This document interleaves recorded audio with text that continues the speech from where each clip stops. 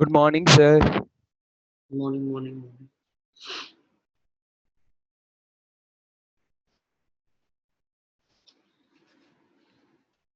Problem solving try कियो? Alert from update.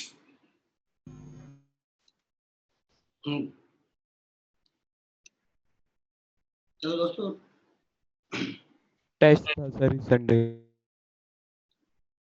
Topic क्या है टेस्ट का? Optics, way optics. Can I discuss? Yes, sir.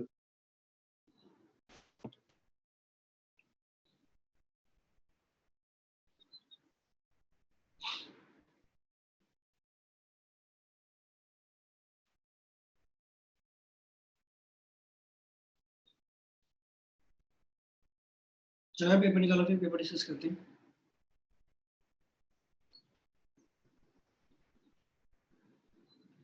आसान था मुश्किल था? 1 मिनट देना सर, बस 1 मिनट। वो एक सेकंड खोल रहा है। ठीक, कोई नहीं।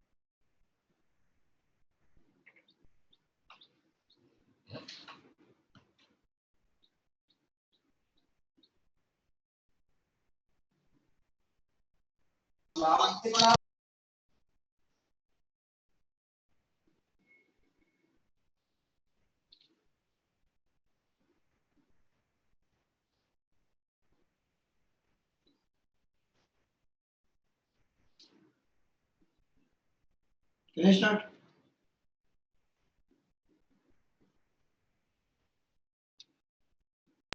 yes, sir. Yes sir. बताओ भाई, डाउट बोलो अपने। सर 36। पहले 30 तक कोई डाउट नहीं?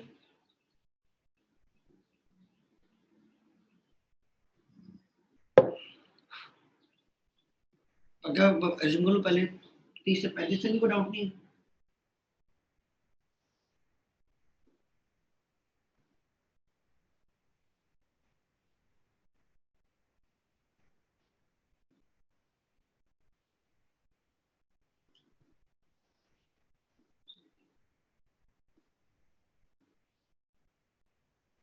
ये सर नहीं है।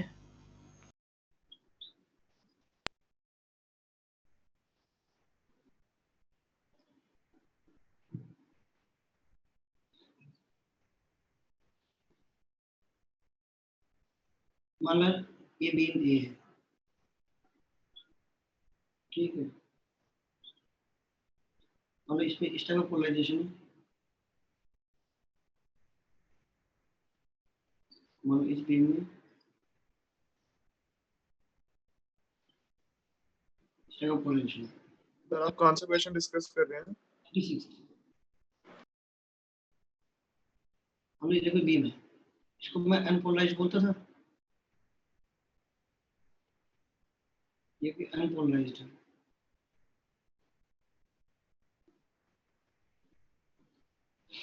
तो मान लो एक में ये पोलराइजेशन है, एक में ये पोलराइजेशन है, एक दूसरे के म्यूचुअली परपेंडिकुलर है, राइट?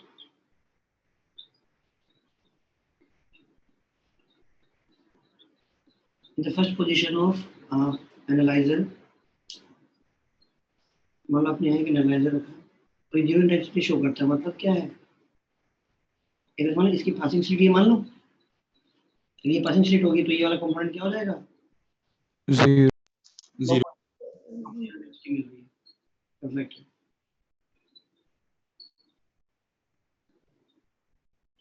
अच्छा, अगर मैं इसको ऐसे 30 डिग्री रोटेट कर दूं, तो अब दोनों की जो इंटेंसिटी है वो क्या है? बराबर है, ठीक है। मान लो इसकी इंटेंसिटी क्या है? से आई ए बोल दो, इसकी इंटेंसिटी है आई बी। अगर एक बार इसको अगर 30 डिग्री रोटेट करोगे तो कितना निकलेगा? I naught cos 90 minus theta क्यों? क्या चीज? हाँ 90 माइनस थीटा। रीजन भी ये देखो, ये है ना, अगर आपने इसको ऐसे रोटेट किया,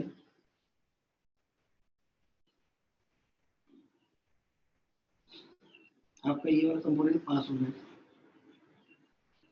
जो पासिंग एक्सिस है वो ये है, कितने एंगल पर है? 60 डिग्री पर है। तो कितना कंपोनेंट पास होगा सिर्फ? अगर ये ए है, this is a, this will be A cos 60, इसका स्क्वायर करोगे ना यार, ए स्क्वायर cos स्क्वायर 60, तो ए स्क्वायर तो क्या हो गया? आई बी हो गया, cos स्क्वायर 60। आपको ये 30 दिया हुआ था, तो ये अपना 60 बन जाएगा। करेक्ट है? Yes sir. अब cos 60 कितना हुआ? 1/2 है ना? cos 60 1, हाँ स्क्वायर 1/4। ठीक है,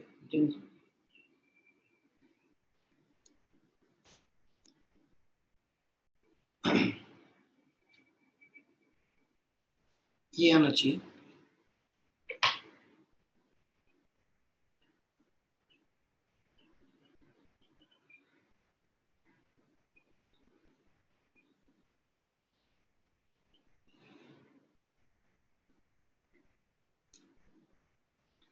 अच्छा, देखो इसका मतलब ये भी हो सकता है ना, एक तो ये हुआ, सर मेरा तो सही आ रहा था, दोनों तरफ cos स्क्वायर के कंपोनेंट लेके। देखो, एक एक इंटरप्रिटेशन ये है, एक इंटरप्रिटेशन ये भी है कि भाई इन दोनों के सामने ही आपने क्या रखा,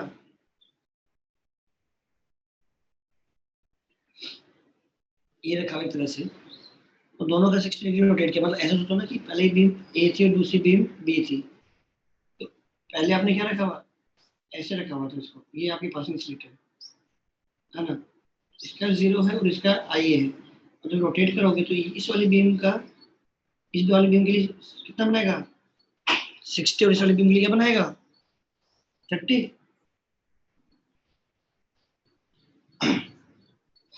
दोनों के सामने रखा, Yes. दोनों का पास करने वाला पूछा गया है। तो क्वेश्चन है कि हालांकि देखो मुझे जो रीड हुआ, मुझे क्या रीड हुआ कि सब बी वाले के सामने रखा और बी वाले के सामने वाले को रोटेट किया बस। अब उसकी जो इंटेंसिटी है वो आई ए के बराबर है, और आई ए के सामने भी आपने कुछ भी नहीं रखा, एक सिंपली पोलराइज है, इसकी जो अपनी जो इंटेंसिटी थी आई ए बस वही है। इन शायद क्वेश्चन इंटरप्रिटेशन ये भी हो सकता है कि भैया आपने क्या किया, ये जो आपके आपने ये तो ये एनालाइजर रखे हुए, ठीक है, दोनों बीम साइमल्टेनियसली दोनों बीम आ रही है, उसके हमने एनालाइजर है 30 डिग्री से रोटेट किया। मतलब पहले क्या था, अगर ऐसे रखा हुआ है तो इससे जो पास हो रहा है उसकी इंटेंसिटी तो सेम मिल रही है, इसकी इंटेंसिटी 0 मिल रही है। आपने रोटेट किया तो इसका भी कुछ पार्ट निकलेगा और इसका भी कुछ पार्ट निकलेगा और आपस में इक्वल है। दोनों पॉसिबिलिटी हो सकती है। सर यहाँ पे लिखा तो हुआ है कि रोटेट किया 30 डिग्री से। नहीं, वो सब बी के सामने वाले को रोटेट किया, ये नहीं लिखा हो ना कि ए के सामने भी रखा हुआ था पोलराइजर। तो क्वेश्चन का इंटरप्रिटेशन ऐसे भी नहीं बन सकता कि बी के सामने एक रखा हुआ है और रोटेट किया गया और अब क्या दोनों बीम की इंटेंसिटी बराबर दिखाई दे रही है। मतलब ए वाले की तो एज इट इज थी क्योंकि उसके अंदर कोई पोलराइजर था ही नहीं, या सॉरी एनालाइजर एक ही बात है, एनालाइजर था ही नहीं। सर उन्होंने बोला हुआ है ना कि ए और बी म्यूचुअली परपेंडिकुलर है, तो सर अगर ए जा रहा है तो बी भी तो जाएगा। तो अगर दो अलग अलग बीम है, एक ही बीम थोड़ी, दो अलग अलग बीम है, बीम ए है बीम बी, राइट। अब yes, के सामने आपने एक पोलराइजर रखा हुआ है, एनालाइजर रखा हुआ है जिसमें इनिशियली इसकी इंटेंसिटी 0 है। नहीं, ये नहीं बोला हुआ ना कि ए के सामने भी आपने एनालाइजर रखा हुआ है, या फिर दोनों बीम एक ही साथ पास हो रही है एक ही एनालाइजर से। सर मेरे को यही लगा था एक ही एनालाइजर से पास हो रही है, तो मैंने वैसे किया था।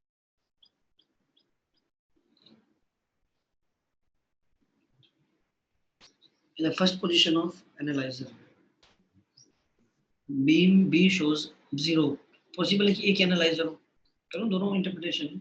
क्या इससे तो आपको कोई ऑप्शन मैच करता ही नहीं है, है ना, जो हमने किया है। इसका मतलब क्या है, उसी इंटरप्रिटेशन से बढ़ता है कि भाई ये आपके पास बीम है, राइट। ये आपके पास बी में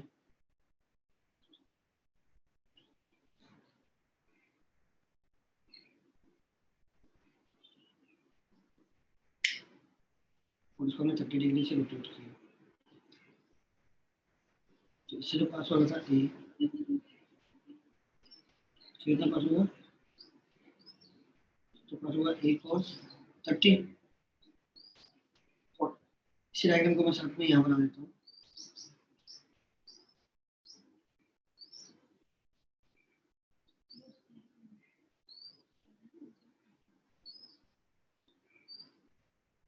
यहाँ से पहले पास वाला था 0, मतलब इसको रोटेट करके ऐसे कर दिया, दिस इज 30, ये ए है। अभी यहाँ से जो पास होगा वो क्या पास होगा, ए cos ये 1 है, ये 2 है। अभी आपस में बराबर है।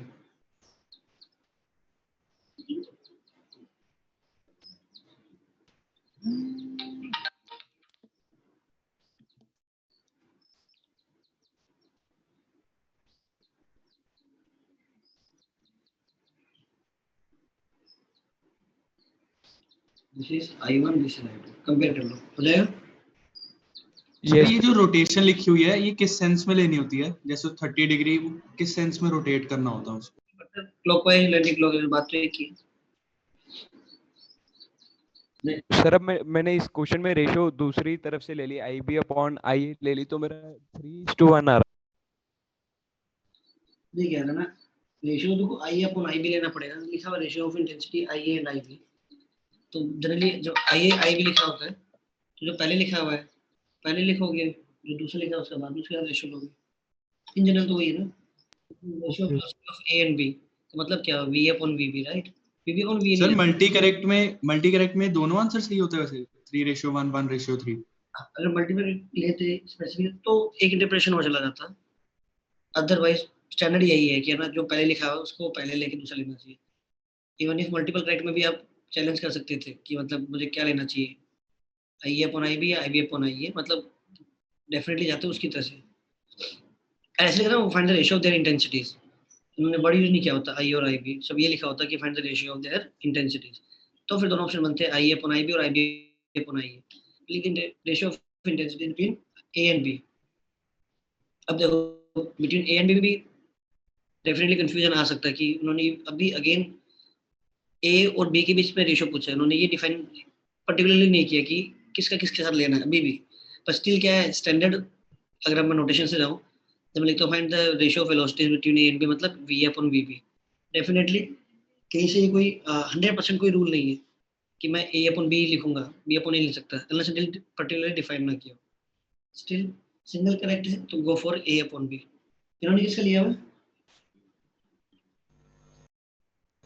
सर मैं भी बुक में जब भी सॉल्व कर रहे थे सर तब A अपॉन B ऐसे ही लेते हैं। देखो कोई 100% कोई रूल नहीं है, क्योंकि देखो बिटवीन का मतलब होता है इन दोनों के बीच में रेशियो क्या है ना।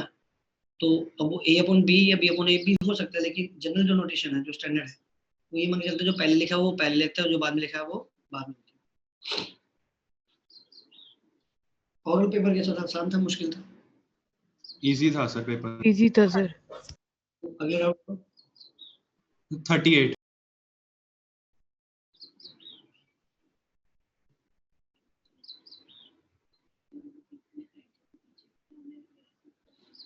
देखो ऑर्डर पूछा ना, ऐसे ना यार कि आपके पास क्या है, ये न्यूक्लियस है राइट, एक अल्फा पार्टिकल आता है और एंगल ऑफ डिफ्रेक्शन 90 डिग्री, इसका मतलब क्या, वो ऐसे अटेम्प्ट करता है ना, ये मतलब वो डिफ्लेक्शन एंगल 180 डिग्री है, इसका मतलब क्या है? यस सर यही होगा, सेम पाथ रिट्रेस। तो ये पूछा ना कि इनके बीच में जो ये जो डिस्टेंस है वो किस ऑर्डर का है? क्या ये तो अपना जनरल वो नहीं है, क्या कहते हैं, डिस्टेंस ऑफ क्लोजेस्ट अप्रोच वाला। इलेक्ट्रोस्टैटिक वाला क्वेश्चन ही हो गया। जो Yes. डिफिकल्ट यूरेनियम, यूरेनियम क्या माना 235 होता है 238 होता है, ये दो होते हैं ना आपके पास? किस चीज में, यूरेनियम में? हाँ यूरेनियम में Yes. यस सर यही होता है। देखो वैल्यू नहीं पूछा, उन्होंने ऑर्डर पूछा है राइट। तो उसको कुछ भी ले लो, 238 ले लो, इसका जो z होगा ये होगा, इसके बाद कितना होता है times of charge of proton, उसके बाद क्या 230 times of charge of proton, चलेगा?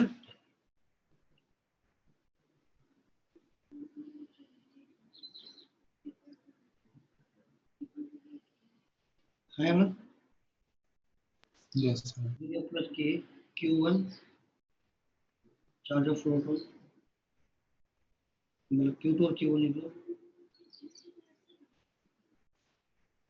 अपॉन डिस्टेंस जो R0 है, काइनेटिक ऑफ अल्फा पार्टिकल, दो सारी कहां चली गई पोटेंशियल एनर्जी में। यस अगर इसी डेटा को आपको सॉल्व करना होगा यार, तो काइनेटिक मुझे कितनी दी हुई है 5 मेगा इलेक्ट्रॉन वोल्ट। अब उसमें ये क्या लिखा हुआ है, एक इलेक्ट्रॉन का चार्ज लिखा हुआ है ना, इस एक इलेक्ट्रॉन चार्ज से तो एक प्रोटॉन का ये चार्ज भी 1.6 10 पर -99 भी 1.6 10 पर -99, ये वाला पार्ट कट जाना चाहिए, नहीं कट जाना यस चाहिए? Sir yes sir. और नोट है वो क्या है k 2 इनटू ये क्या है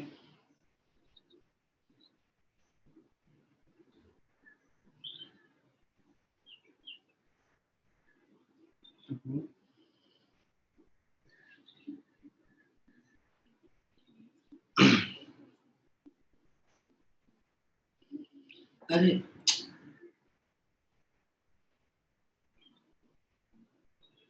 238 तो क्या होता है यार, मास होते से 92 होता है वो तो। वो तो ये 92 है, सॉरी माय मिस्टेक,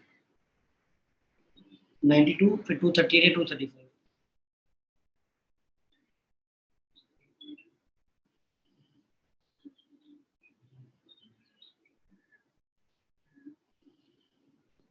इसको सॉल्व किया जा सकता है। जब यहाँ से दिख रहा है देखो 92 इंटू 2 कितना हो गया 184 हो गया, राइट? ना 184 को अप्रोक्सीमेटली आप 200 मान सकते हो, रफली मानना तो। वैसे तो ये बहुत आसान सी कैलकुलेशन लग रही है, मुझे मुश्किल लग नहीं रही है ना? ये ऊपर आ गया हो गया, ये -25 हो गया, पॉइंट हटाओ -26 हो गया। सर कैलकुलेशन तो हो ही जाएगी सर, वो बस इतना ही। नहीं ना, इसको किसी को 10 में तोड़ लो तो 9 को 10 में तोड़ के 2 बन जाएगा, 2 into 9 18 18 into 2 पता है 92 पता है, 16 पता है, अब रफली आप निकाल सकते हो। इलेक्ट्रोस्टैटिक में क्वेश्चन है, जितनी भी गाड़ी में जितनी सारी निकाल दी पोटेंशियल में। इसके बाद सर 44th के क्वेश्चन में मिसिंग था थोड़ा।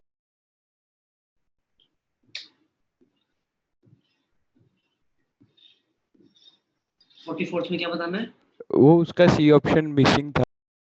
सर सी ऑप्शन आंसर ही के आंसर भी नहीं था। Yes sir.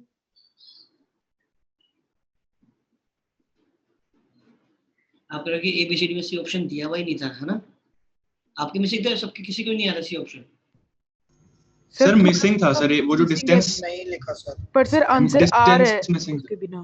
हाँ सर, सी ऑप्शन में से आंसर था नहीं इसका, ये आंसर तो आ रहा है। आंसर तो आ गया था। ठीक है, हाँ अच्छा, डिस्टेंस ऑफ, हाँ ठीक है यार, ठीक है, मतलब आपने जो मैच किया था, हाँ एक ही ऑप्शन था जिसमें क्या है सी नहीं है, तो आप अपने बेस्ट तरीके से क्या कर जाते हैं, सी की तरफ बढ़ जाता है आगे कर। ऐसा भी होता ना कि देखो, ऐसा होता है कि देखो कि मान लो सी ऑप्शन में नहीं है, मान लिया है ना, सी है, देखो 4 ऑप्शन में एक ही ऑप्शन में सी नहीं है, उसमें उन्होंने लिखा है ए एंड डी ओनली, और मान लो इसमें भी क्या है ए भी नहीं आ रहा होता, तो फिर क्या होता है आपके 4 ऑप्शन भी ही गलत हो जाते, है ना? ए बी डी तो आप चूज कर नहीं सकते जब तक आपको सी की इन्फॉर्मेशन नहीं, मोरओवर क्या है ए एंड डी ओनली लिखा है, उसमें भी क्या है मान लो ए ऑप्शन भी मैच नहीं कर रहा होगा, ए ऑप्शन की कुछ डिस्टेंस गलत दी होती, तो उस केस में फिर ये क्वेश्चन बोनस की तरफ चला जाता। अभी क्या है, अभी के लिए क्या है आपके पास ए एंड डी ओनली है। मेरे ख्याल से वो डिपेंड करता है, बाकी बैच में वो लोग उसको मतलब जानबूझ के बोनस करवाते हैं या फिर मान लेते हैं, और अभी के लिए अपन मान के चलो कि अपन को अपनी जो बेस्ट, अपनी जो विजडम थी उसके हिसाब से बढ़ना चाहिए था। इन 4 ऑप्शन में मुझे जो समझ में आ रहा है ए एंड डी दिख रहा है, ए एंड डी पे टिक कर दो, किसी ऑप्शन नहीं है तो बोनस होगा तो ठीक है, नहीं होगा तो कोई बात नहीं। वैसे इन जनरल बोनस चला जाता है, अगर आईआईटी में होता है तो बोनस हो जाता, क्योंकि इन्फॉर्मेशन मिसिंग है, तो मैं अटेम्प्ट करने भी क्यों जाऊं, मतलब मैंने देखा कि भाई सी ऑप्शन में इसमें कुछ इन्फॉर्मेशन मिसिंग, और पता लगा कि बाद में ऑप्शन में कुछ वो सी इंक्लूड होना चाहिए था और उसे ऑप्शन आंसर दिया हुआ है। अभी हाँ, ये भी सी रखो इन केस, इन जनरल मान के चलो कि मतलब काफी चांसेस है कि बोनस हो जाएगा क्वेश्चन। हाँ अगर बाई चांस सर ऐसा जेईई मेंस वगैरह में अगर गलती से आ जाता है तो सर हमें अटेम्प्ट करना चाहिए नहीं करना चाहिए? नहीं, वो छोड़ देना चाहिए, वो अगर कुछ इन्फॉर्मेशन मिसिंग है तो छोड़ दो। मतलब सर ये इसमें जो सी पार्ट है ना सर, इसमें इतना लिखा हुआ है, डी पार्ट वाला सारा कुछ है सर। अगर सी पार्ट में 9x/20 होता भी तो सर वो तो ट्रू हो ही नहीं सकता था सर, तो एडी ही बनता।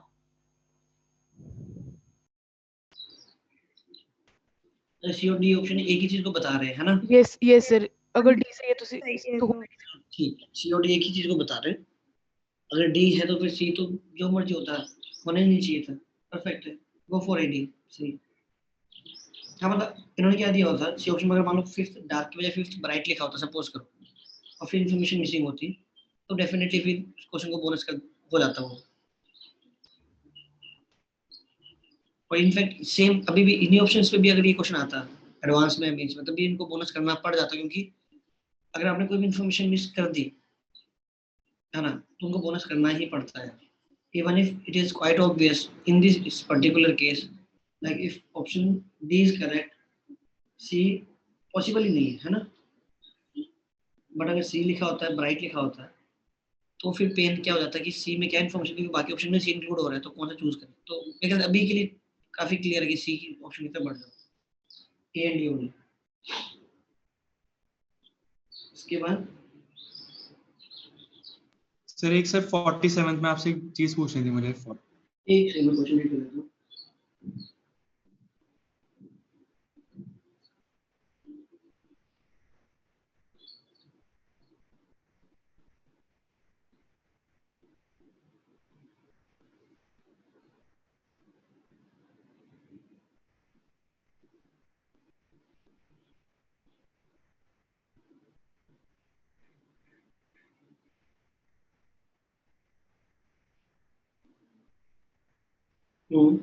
जी सर इसमें जो रेडियाई लिखा हुआ है अपर्चर का, इसको अपर्चर के स्क्वायर के बजाय विड्थ के प्रोपोर्शनल नहीं रखना चाहिए था हमें इंटेंसिटी के?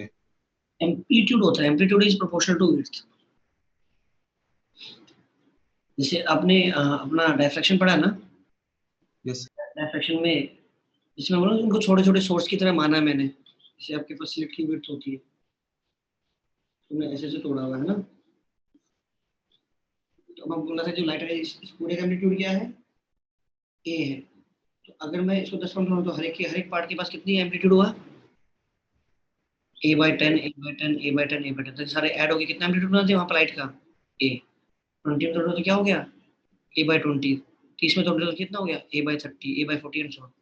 तो मतलब क्या है कि अगर मेरे पे कोई भी विड्थ गिवन है, अगर मैं इस विड्थ को डबल करूंगा तो ऑब्वियसली क्या हो गया, नंबर ऑफ सोर्स भी मैं डबल मान लूंगा उसके अंदर। मतलब ये जो विड्थ है इसमें मैंने 10 सोर्स माने, a/10 a/10 a/10, अगर मैं डबल कर दूंगा इसकी विड्थ तो अब मैं क्या बोलूंगा, a/10 के क्या हो गए, 20 हो गए। इसकी विड्थ 3 टाइम्स कर दूंगा तो बोलोगे 3 टाइम्स एम्पलीट्यूड हो गया। मतलब ऐसे तो ना आप एक एक सोर्स एज्यूम कर रहे हो और हर एक सोर्स के पास क्या है, कुछ अपना एक कंट्रीब्यूशन ऑफ एनर्जी है। विड्थ बढ़ा दोगे तो नंबर ऑफ सोर्स भी बढ़ाने पड़ेंगे, इससे क्या होगा तो एम्पलीट्यूड प्रोपोर्शनल टू विड्थ है, तो जो इंटेंसिटी है वो क्या होता है, एम्पलीट्यूड के स्क्वायर के प्रोपोर्शनल। हाँ, तो इंटेंसिटी जो है वो एम्पलीट्यूड के स्क्वायर के प्रोपोर्शनल है और एम्पलीट्यूड विड्थ के प्रोपोर्शनल है, तो बेसिकली विड्थ के स्क्वायर के प्रोपोर्शनल होगा।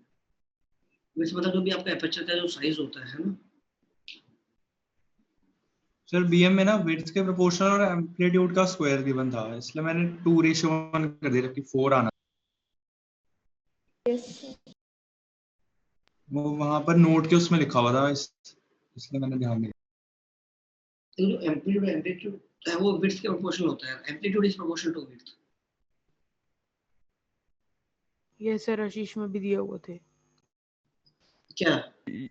एम्पलीट्यूड इज यही प्रोपोर्शनल टू विड्थ। हाँ, एम्पलीट्यूड के प्रोपोर्शनल होता है और फिर उस विड्थ को डबल करोगे तो एम्पलीट्यूड भी डबल हो जाएगा, तो इंटेंसिटी 4 टाइम्स हो जाएगी। ठीक, ये make a note of this, right, कि जो एम्पलीट्यूड है प्रोपोर्शनल टू विड्थ है, देयरफॉर जो इंटेंसिटी है वो प्रोपोर्शनल टू विड्थ का स्क्वायर। अब इसके बाद हो गया, इसके बाद बाकी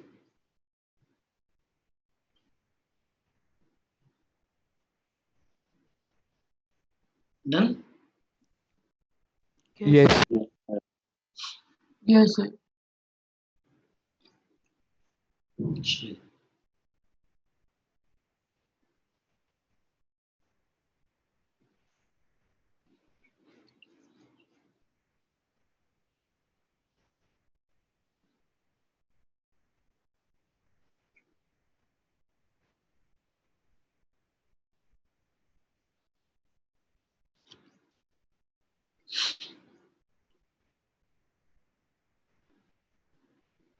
आगे बढ़े।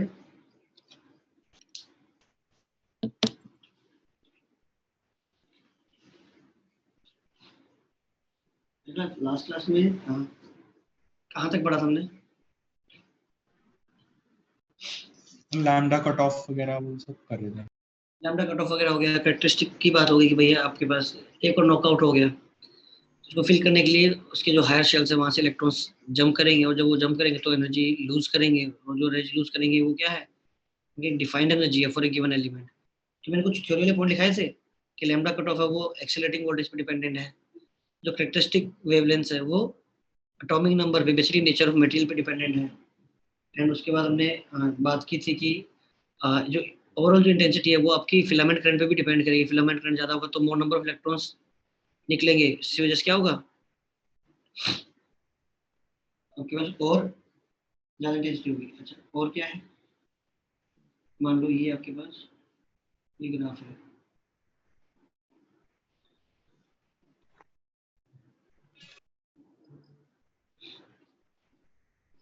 ग्राफ देख बता सकते हो V1 V2 में क्या रिलेशन होना चाहिए? V1 वोल्टेज,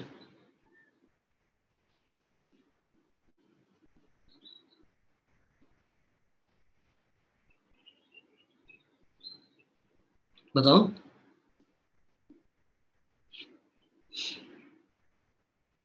अब हम वोल्टेज देता हूँ V1 V2, तो ग्राफ देख बता सकते हो किसका वोल्टेज ज्यादा किसका वोल्टेज कम है? V2 greater than V1. कैसे? लैम्डा कट ऑफ से देख लेंगे। यस सर, जिसका अच्छा, ये ग्राफ ऊपर क्यों चला गया? सर क्योंकि काइनेटिक एनर्जी बढ़ गई जो इनकमिंग इलेक्ट्रॉन्स है, सर उसके करस्पॉन्डिंग इंटेंसिटी ज्यादा होगी। एक्सीलरेटिंग वोल्टेज से इलेक्ट्रॉन्स को भेजोगे तो वो ज्यादा एनर्जी कैरी कर रहे हैं, तो वो अगर जब अब अगेन अगर वो सेम मटेरियल से इंटरेक्ट कर भी रहे हैं तो उनके पास एनर्जी ज्यादा, तो ओवरऑल एनर्जी भी क्या करेंगे, वो ज्यादा लूज करेंगे, तो ओवरऑल जो आपकी इंटेंसिटी है वो भी आपको ज्यादा मिलेगी। ऑलराइट। Yes sir.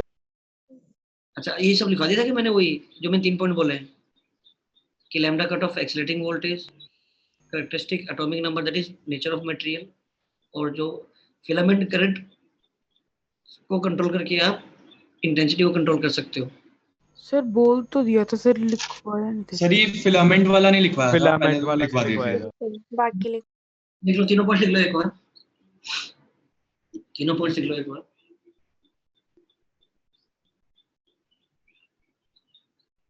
कि lambda cutoff depends on lambda cutoff depends on lambda cutoff depends on accelerating voltage,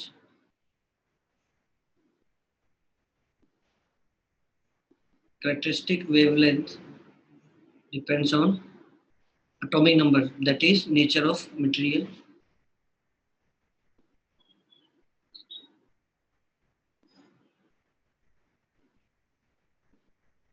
एक चीज और, इंटेंसिटी जो है, intensity proportional to filament current. मतलब देखो वोल्टेज पे तो डिपेंड कर ही है, मतलब जितना ज्यादा वोल्टेज करोगे तो ओवरऑल इंटेंसिटी तो वैसे बढ़ी रही, लेकिन आप वोल्टेज को बढ़ाकर भी आपको पता है इंटेंसिटी बढ़ रही है, तो आप इंटेंसिटी को फिर से कंट्रोल कर सकते हो, कैसे, फिलामेंट करंट को कम करके। आपने इलेक्ट्रॉन्स की ओवरऑल एनर्जी बढ़ाई तो काम करो ना, नंबर ऑफ इलेक्ट्रॉन्स थोड़े कम कर दो, हो गया ना कंट्रोल इंटेंसिटी। दूसरा पॉइंट है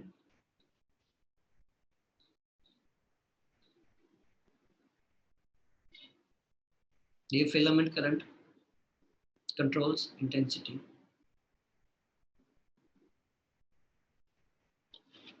सर वो डिपेंड वाला रिपीट कर दो या 1-2 पॉइंट। क्या चीज? सर डिपेंड किस पे करती है वो फर्स्ट और सेकंड रिपीट कर। एक्सेलरेटिंग वोल्टेज पे डिपेंड करता है cut off wavelength depends on accelerating voltage. Characteristic wavelength depends on atomic number. भाई एनर्जी के शेल्स जो भी शेल्स हैं उनके बीच में कितनी एनर्जी है उस पर डिपेंड करेगा। और वो किस पे डिपेंड करेगा? एटॉमिक नंबर पे, जेड पे, या जेड मतलब नेचर ऑफ मटेरियल पे। Characteristic wavelength depends on nature of material, atomic number that is nature of material, और intensity of X-rays. Intensity of X-rays is controlled by filament current.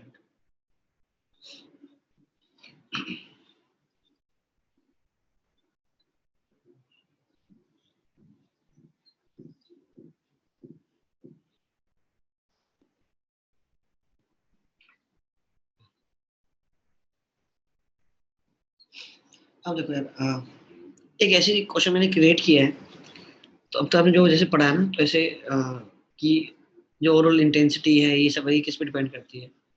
एक question create किया, इसमें क्या है, अपने same accelerating voltage से electron को accelerate कराया। इन दो केस में दो टारगेट मटेरियल है। अगर एक्सेलरेटिंग वोल्टेज सेम है तो जब हम लोग ग्राफ बनाओ तो लैम्डा कट ऑफ अलग अलग आना चाहिए, सेम आना चाहिए?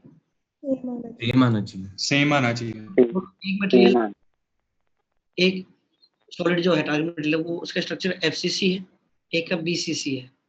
तो आप देख के बता सकते हो कि कौन सा लाइकली टू बी वन है ना? जो वन है that likely to be BCC और FCC, and जो टू है that likely to be BCC और FCC। मतलब आपको थोड़ा सा बताना देख के, एक मिनट सोचो, एनालाइज करो, उसके बाद फिर अपने फाइनल कंक्लूजन करो। सर इसमें वो सॉलिड स्टेट वगैरह यूज तो नहीं हो रहा कहीं पर? पता नहीं भाई, मैं अब देखो ये तो एग्जामिनर नहीं बताया होगा। एग्जामिनर क्या लिख देगा कि सेम एक्सेलरेटिंग वोल्टेज से आपने क्या किया, आपने अपने एक्सरे की ट्यूब ली, एक को टारगेट मटेरियल एफसीसी था, एक को टारगेट मटेरियल बीसीसी था, ग्राफ प्लॉट किया गया, तो किसकी प्रोबेबिलिटी, मतलब प्रोबेबिलिटी मैच करनी है कि वन और टू में से कौन likely to be one, likely to be two. FCC BCC क्या है सर ये ना अभी करा फेस सर वो सर उसमें कराए थे इलेक्ट्रोस्टैट्स में आपने फेस सेंटर। एफसीसी ये सर आपने बताया था इलेक्ट्रो।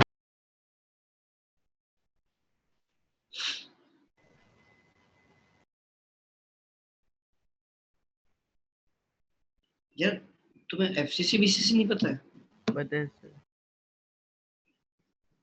कभी किसी ने पूछा है एफसीसी बीसीसी क्या है? फेस सेंटर्ड क्यूबिक, वो बॉडी से सेंटर्ड अभी क्यूबिक। सॉलिड स्टेट नहीं हुआ ना, सॉलिड मतलब स्टेट किसी नहीं ने पढ़ा कराया सर, नहीं अभी। स्कूल के लिए अलग से पढ़ा था बस थोड़ा सा। क्यों यस तुम्हारा सॉलिड स्टेट्स नहीं पढ़ा? नहीं नहीं, सर अभी वो नहीं सर किया। क्या ऑर्गेनिक है के बारे में। कि विजुअल चैप्टर है तो वहीं पे फेस टू फेस पढ़ाएंगे। सर ये वो गॉस लॉ वाले है ना जो नहीं, पे रखते थे हम? हल्का हल्का मतलब वही मानो, एग्जैक्टली तो केमिस्ट्री का ही है। हाँ तो उनका थोड़ा बहुत आइडिया दिया था, कुछ डिटेल में किया नहीं था।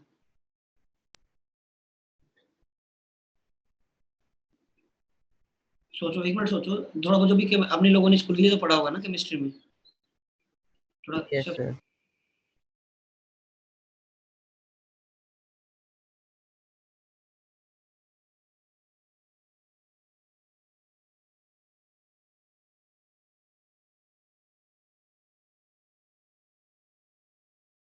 सर सेकंड वाला एफसीसी है।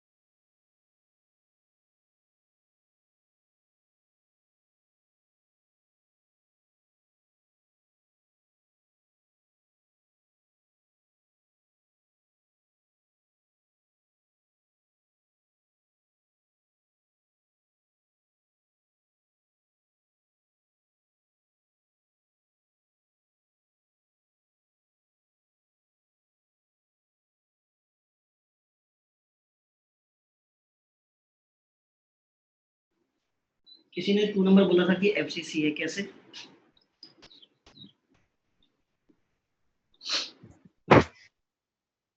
सर सेकंड वाला FCC क्योंकि उसकी डेंसिटी ज्यादा होती है।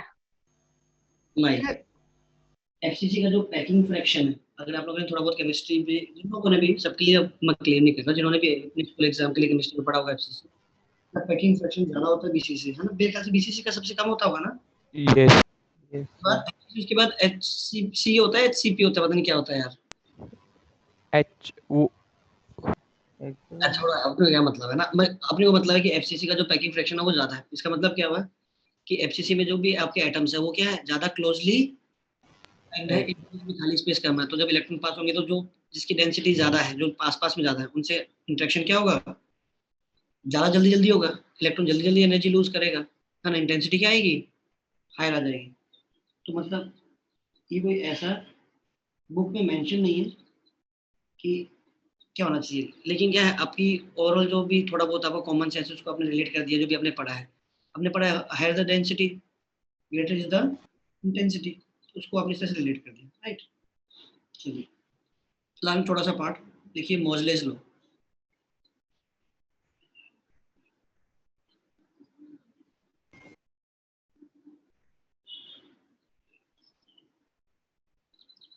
देखिए मोजलेस लो,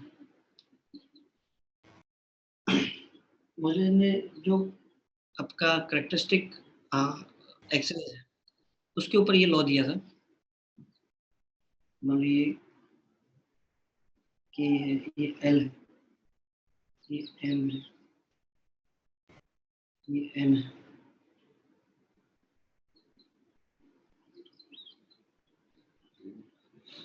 तो इलेक्ट्रॉन यहाँ से यहाँ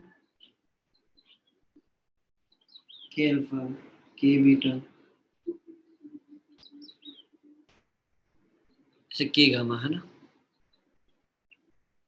ये और आपके पास उसने क्या किया, उसने करेक्टरिस्टिक वेवलेंथ को स्टडी किया। मुझे पता है यार, यहाँ से आपकी रेडिएशन जब जंप होगा तो रेडिएशन निकलेगी। अच्छा, ये वेवलेंथ क्या नीचे 1/λ, वैसे क्या था, RZ स्क्वायर आता,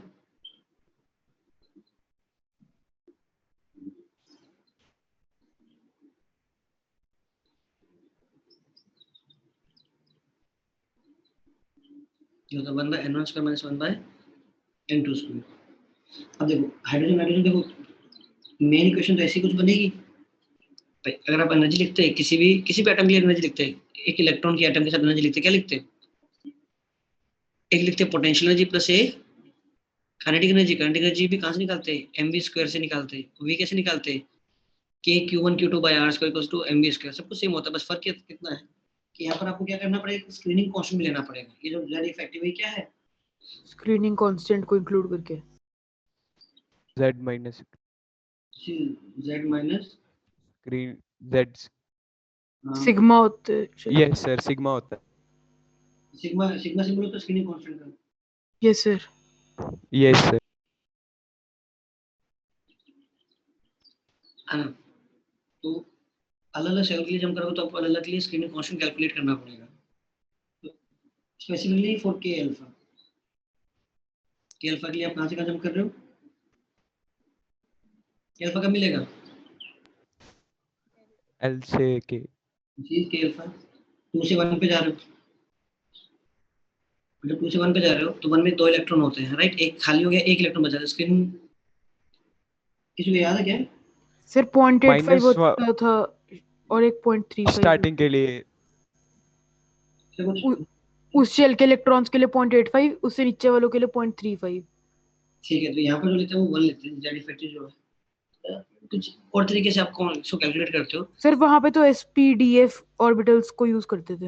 हाँ, यहाँ के एल एम है, तो यहाँ पर क्या है, एक इलेक्ट्रॉन स्क्रीन कर रहा होगा तो यहाँ पर जो स्क्रीनिंग कांस्टेंट है वो 1 लिया जाता है। मतलब ये आपको गिवन होना चाहिए, आपको खुद को नहीं सोचना है। मतलब आप एटलीस्ट के अल्फा के लिए आप याद रखिए ये 1 होता है, बाकी बीटा गामा ये सब आएंगे उसके लिए आपको गिवन होगा, आपको कैलकुलेट नहीं करना है। अब एक बात बताओ, ये क्या बन गया, 1/λ क्या बन गया,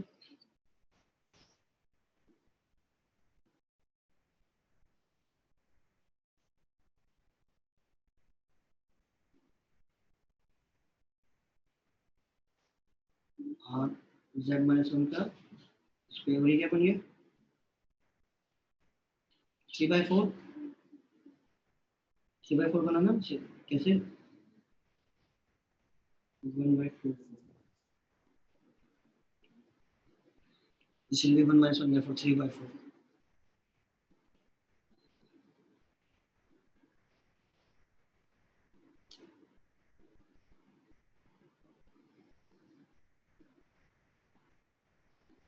अच्छा, इस पूरी क्वेश्चन को मैं सी से मल्टीप्लाई कर दूं,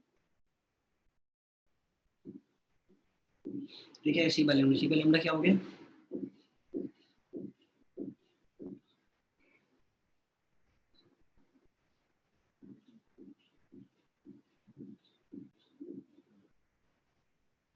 सही है। दोनों तरफ रूट ले लो,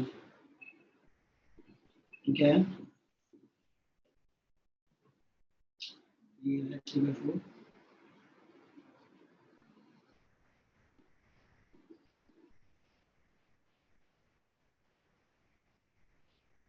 सोचा है तो रूट एफ है।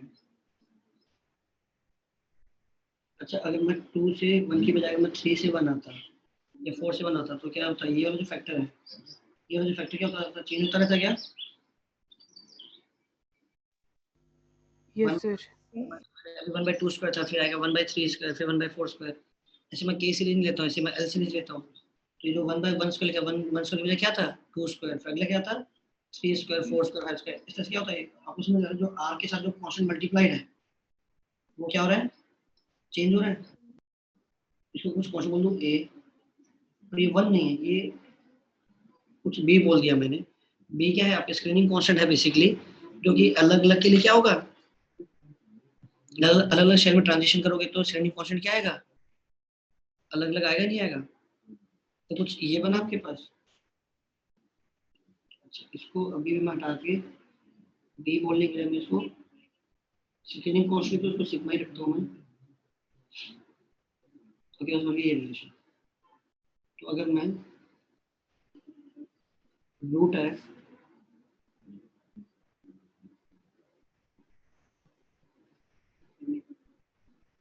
अगर मैं रूट है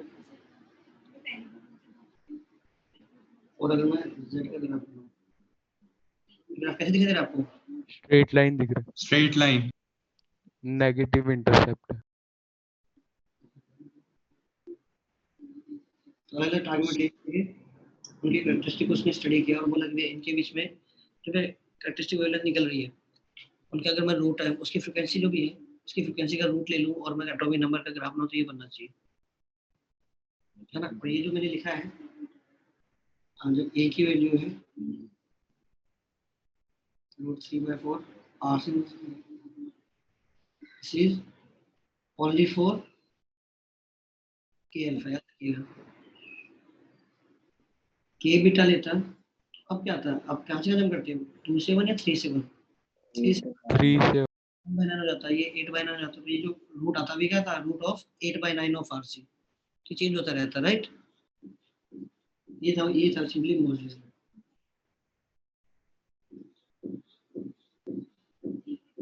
this is simply the modulus कि भैया अगर मैं कैरेक्टरिस्टिक वेवलेंथ जो कैरेक्टरिस्टिक एक्सरे है उसकी फ्रीक्वेंसी को स्टडी करूं, तो उसकी फ्रीक्वेंसी के मैं रूट को versus atomic number of the target material graph बनाऊंगा, that should be a straight line, जहां पर ये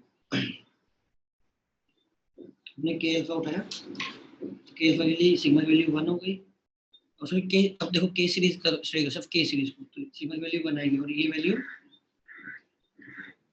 तो हर एक का आप के अल्फा बनाओ, ये आपका क्या कहते हैं हर एक ये, अब देखो ये क्या है ग्राफ, ये ग्राफ देखो अलग अलग सीरीज के लिए नहीं है, ये सारा ग्राफ क्या है, जब भी आप के अल्फा सीरीज लोगे तो आप हमेशा कहाँ से खत्म करोगे 2 से 1, तो ये फैक्टर कोई भी आप मटेरियल ले लो उसका ये वाला कांस्टेंट तो क्या आएगा, सेम आएगा। आहो, screen constant will always be the same, बस जेड को चेंज करते हो वैल्यू चेंज होती जाएगी। अगर मैं के बीटा सीरीज लूँ अलग अलग मटेरियल की, समझ रहे हो ना कि आपने सीरीज फिक्स कर दी, अब एटॉमिक नंबर चेंज कर रहे हो, अब चाहे वो आपने के अल्फा सीरीज फिक्स की एटॉमिक नंबर चेंज कर रहे हो, या के बीटा सीरीज अपनी फिक्स की एटॉमिक नंबर चेंज कर रहे हो, है ना। तो अपने एक बार सीरीज फिक्स कर दी, सीरीज विल गिव यू कि ये कांस्टेंट क्या आएगा। अब के और सीरीज कांस्टेंट भी कहां से डिफाइन होगा कि हमने कौन सी सीरीज फिक्स की है। तो आपको एक बार सीरीज फिक्स करनी होगी फॉर ए गिवन सीरीज। अगर मैं एटॉमिक नंबर चेंज करता रहूंगा तो ग्राफ ही बनने वाला है स्ट्रेट लाइन। क्या एक ही मटेरियल के लिए एक मटेरियल फिक्स है तो फिर तो जेड तो फिक्स हो गया ना। यहाँ तो आप ग्राफ में देख के समझ रहे हो क्या चेंज कर रहे हो, उल्टा परसेंट जेड। अगर आप जेड चेंज कर तो बेसिकली आप क्या कर मटेरियल चेंज कर रहे हो ना यार। Yes sir. Yes sir. कब आएगा जब ये चीज क्या है, एक कांस्टेंट। एक कांस्टेंट कब आएगा जब आपने सीरीज फिक्स कर दी कि हमेशा मैं 2 से 1 ही जंप करूंगा, तो ये फैक्टर हमेशा √3/4 ऑफ आर से ही आएगा। सिंपल बस ये ग्राफ है। सर ये वैल्यूज याद होनी चाहिए स्क्रीनिंग कांस्टेंट की हर सीरीज के साथ। नहीं, अल्फा के लिए याद रखो कि 1 आता है बस।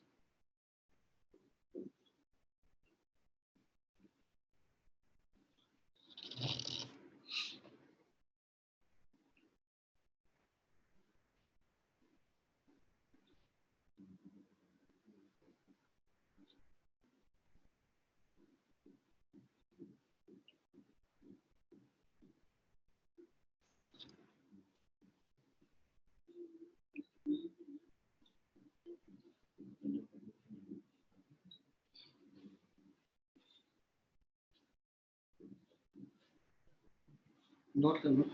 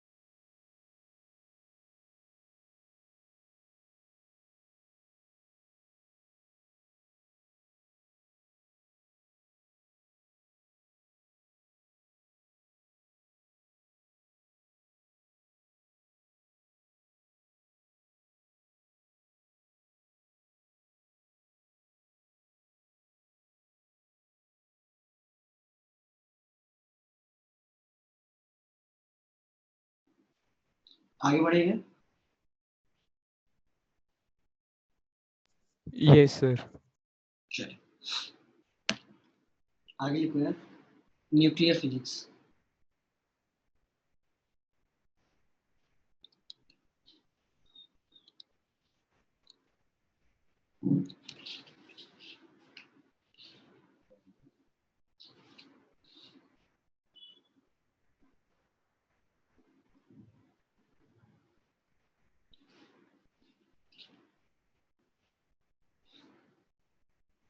न्यूक्लियर जो फिजिक्स आपका ये वाला पार्ट दो पार्ट्स में डिवाइडेड है, दोनों बहुत आसान आसान है यार, एक्सट्रीमली इजी। एक आपका पार्ट है radio activity,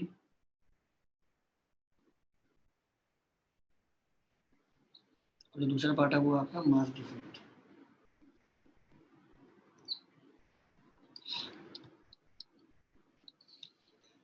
radio activity and mass defect, ठीक है। बेसिकली आपको न्यूक्लियर रिएक्शंस को डील करना है। आपको पता है यार, radio activity, mass defect, radio activity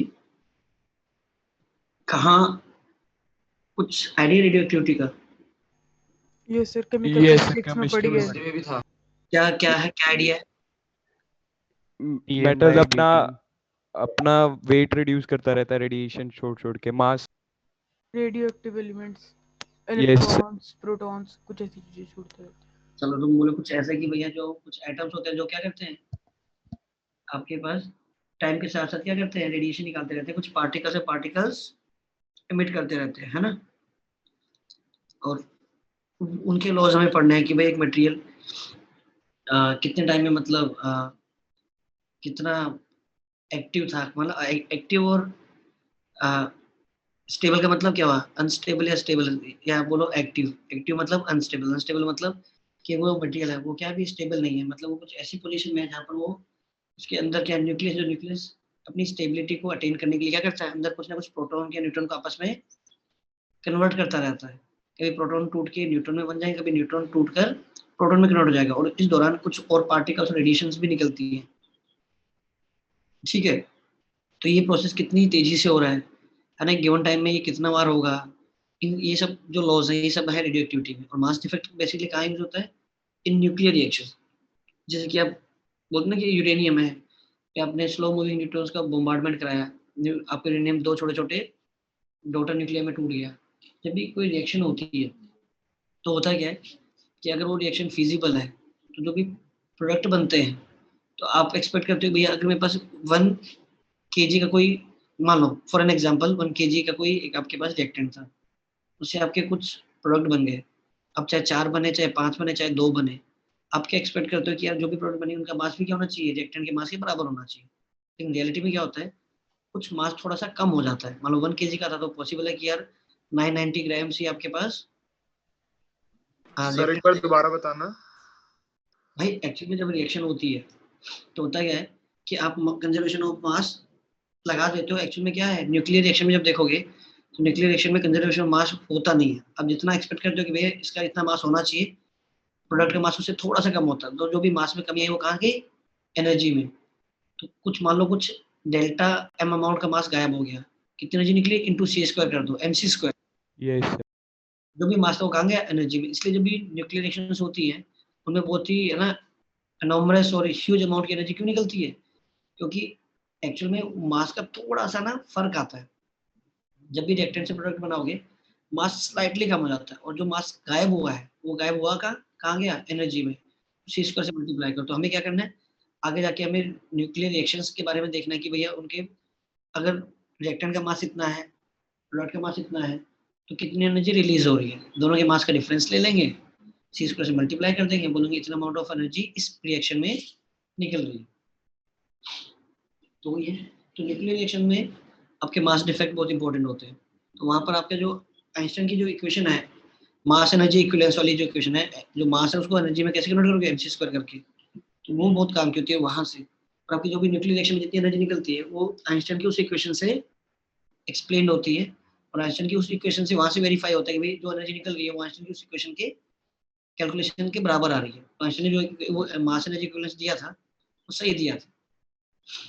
तो बात करते हैं इन्हीं सब न्यूक्लियर रिएक्शंस की, रेडियो एक्टिविटी की, इन सब की बात करें तो क्या है, आपने क्या नोटिस किया है कि जो आपके पास कौन से एलिमेंट होते हैं जो रेडियो एक्टिव होते हैं, आपको क्या लगता है कौन से होते हैं जनरली, एटॉमिक नंबर वाले, सर जो जिनका एटॉमिक नंबर हाई है, बहुत neutron to atomic proton, number होते हैं। Neutron to NY3 proton. ratio एक One- बेल्ट स्टेबिलिटी बेल्ट में नहीं आती। यस सर, और वो किनकी नहीं आती यार, बेसिकली क्या है, जब 54 से जो जिनका एटॉमिक नंबर लो होता है, लो एटॉमिक नंबर वाले क्या होते हैं, जनरली आपके क्या है, स्टेबल है। तो जैसे जैसे एटॉमिक नंबर बढ़ता जाता है वैसे वैसे स्टेबिलिटी आपकी ऐसा नहीं है, वो कम होती जाती है। एक टाइम तक जाके स्टेबिलिटी पीक पे जाती है और उसके बाद स्टेबिलिटी फिर से कम आयरन जितने भी आपके पास रेडियो, आपको लो एटॉमिक नंबर वाले आपको रेडियो एक्टिव बहुत ही रेयर मिलेंगे, ठीक है। वहीं पर आपके पास जिनका एटॉमिक नंबर हायर होता है, जितने भी मोर फ्रिक्वेंटली रेडियो एक्टिव है, वो हमेशा वो ज्यादातर हायर एटॉमिक नंबर वाले हैं। तो देखो ये अब नेचर की बात है कि यार क्या होना चाहिए, तो क्या है बेसिकली ये मैं बना रहा हूँ, n stands for number of neutrons और z stands for number of protons, ठीक है। ये मैंने ग्राफ बनाया किसका, Z is equal, हाँ मतलब generally n equals to z बोल देते हैं, y बराबर x है ना, यस उसको z का हमने ग्राफ बनाया। फिर क्या आपके पास एक स्टेबिलिटी बेल्ट है, स्टेबिलिटी बेल्ट का मतलब क्या है, जितने भी आपके पास स्टेबल एलिमेंट्स हैं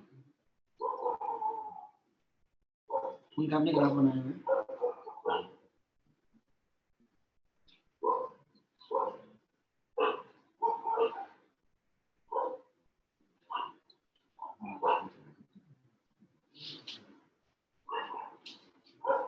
ऐसे जो भी आपके एलिमेंट्स हैं वो स्टेबिलिटी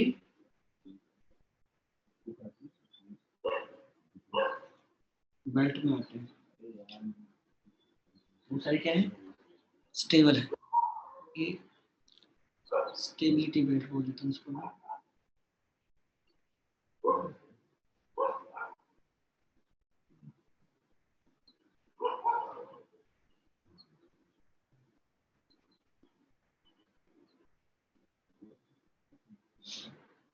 ठीक है, ये देखिए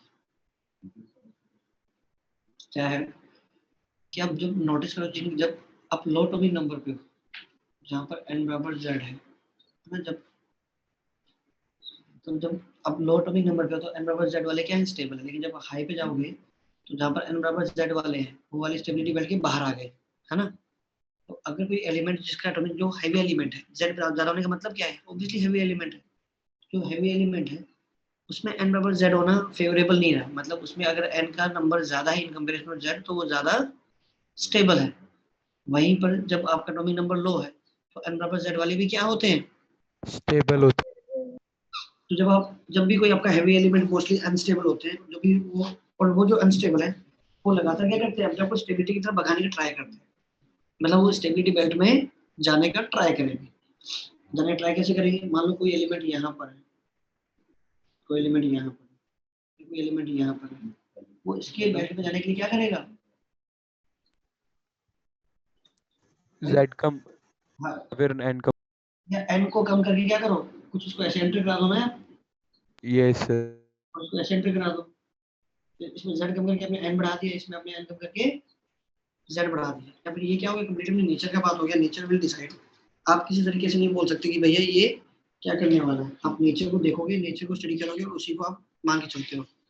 आपके पास कोई तरीका नहीं, आप आपकी प्रेडिक्शन कभी 100% राइट नहीं हो सकती कि वो क्या करेगा। पॉसिबल है कि मैंने बोला कि भैया इसने n कम किया और z की तरफ बढ़ गया, भैया z कैसे बढ़ा सकते हो, ऑब्वियसली क्या होगा, प्रोटॉन का नंबर कैसे बढ़ेगा, जब कोई न्यूट्रॉन टूटेगा तो n कम होगा तभी तो प्रोटॉन बनेगा। मैं न्यूक्लियस के अंदर रिएक्शन हो रही है ना यार, न्यूक्लियस में कौन कौन है, न्यूट्रॉन प्रोटॉन। ऐसे न्यूट्रॉन एंड जो पार्टिकल्स ऑफ न्यूक्लियस होते हैं तो वो क्या बोलते हैं, न्यूक्लियन बोलते हैं।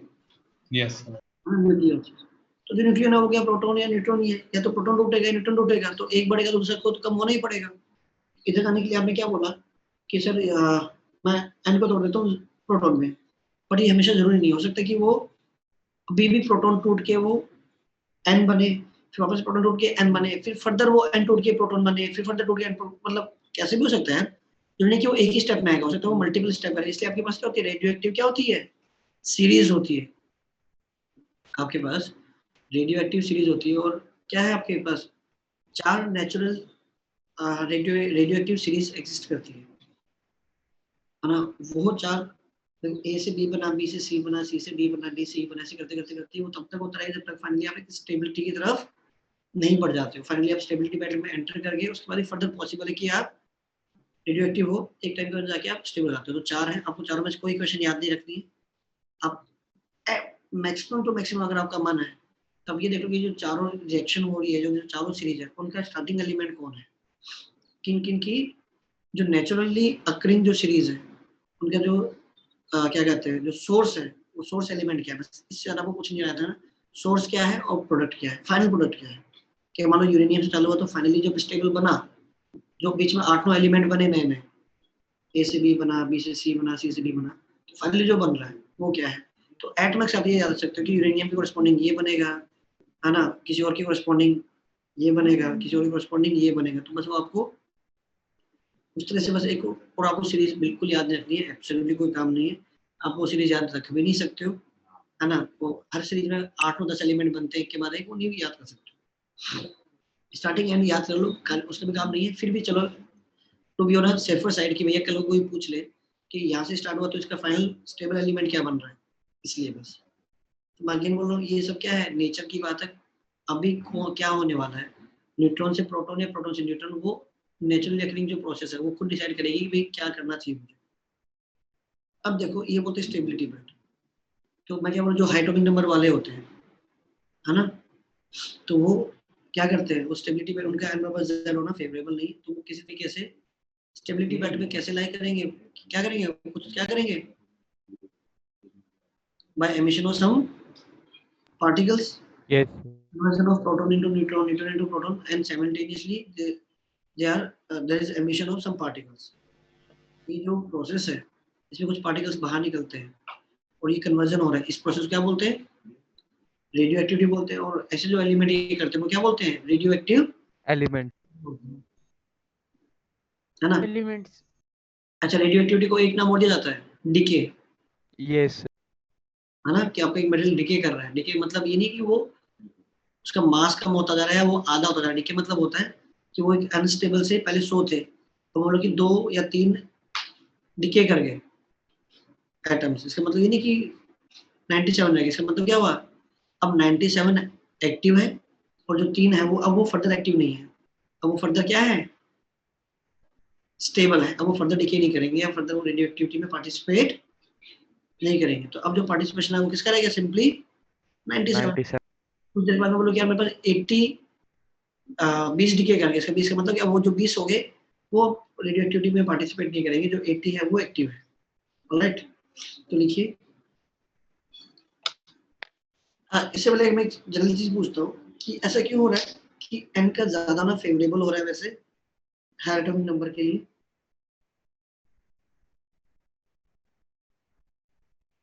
देखो पता क्या, Screening effect. Screening effect electrons का होता है ना यार।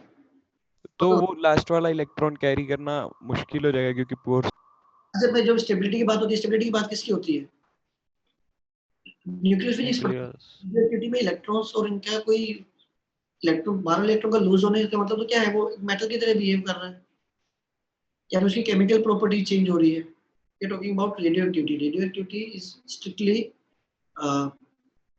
क्या बोलते हैं, refer to nuclear phenomena. When you talk about whenever any element is radioactive, इसका मतलब होता है जो उसका न्यूक्लियस है दैट इज नॉट स्टेबल। तो अपनी स्टेबिलिटी ढूंढ रहा है वो कहीं ना कहीं, क्योंकि जो एमिशन ऑफ पार्टिकल्स होते हैं वो कुछ शेल वेल से नहीं होते हैं, और न्यूक्लियस से के अंदर कुछ रिएक्शंस होती हैं और वहां से फिर जो पार्टिकल रिलीज होते हैं वो निकलते हैं फिर आपके एटम के थ्रू। जब भी आपके दिमाग में, जब भी आपसे रेडियो एक्टिविटी की बात की जाए तो it is strictly referring to the nucleus, okay. होने वाली घटनाओं के बारे में बात हो रही है। ऑलराइट, तो देखो होता क्या है, जब आपका एलिमेंट का साइज छोटा है तो हो क्या रहा है कि भाई आपके पास मान लो 2 न्यूट्रॉन है 2 प्रोटॉन है, मुझे पता है प्रोटॉन प्रोटॉन आपस में क्या कर रहे होंगे, रिपेल कर रहे होंगे। और आपको पता है जो न्यूक्लियर का जो रेडियस होता है वो टिपिकली क्या होता है, 10 के पावर -15। हाँ, के ऑर्डर का होता है। जो रेडियस होता है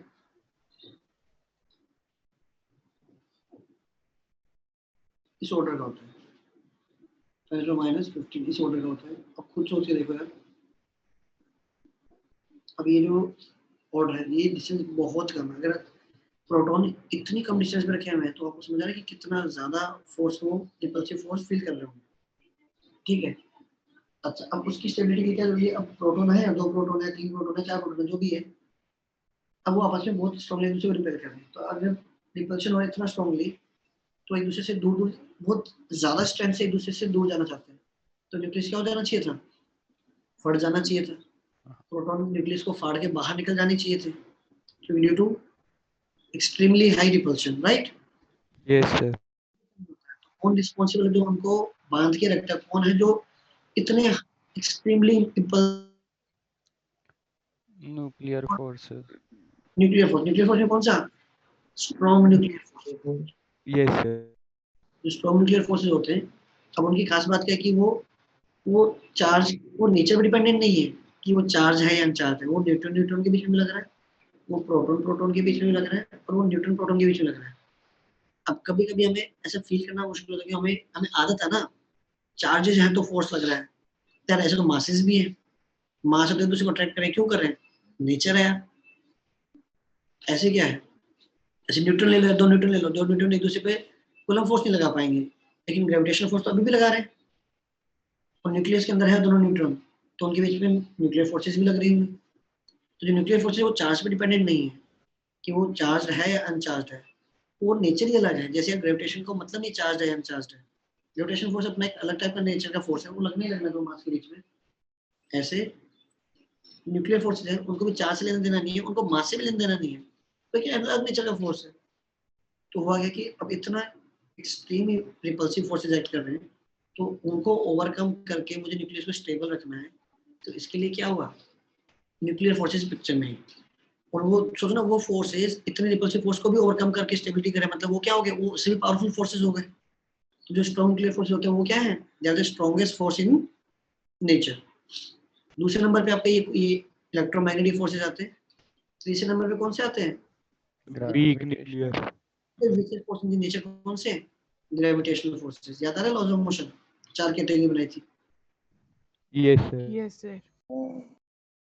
हाँ, देखिए, तो अब हुआ क्या कि ये फोर्सेस पिक्चर में इन्होंने क्या किया, इसको ओवरकम करके स्टेबल बनाया। तो जो ये लग रहा है पीपी, मतलब प्रोटॉन प्रोटॉन में भी है, एनएन न्यूट्रॉन न्यूट्रॉन में भी है, और प्रोटॉन न्यूट्रॉन में भी एक्ट कर रहा होता है, इंडिपेंडेंट ऑफ चार्ज है।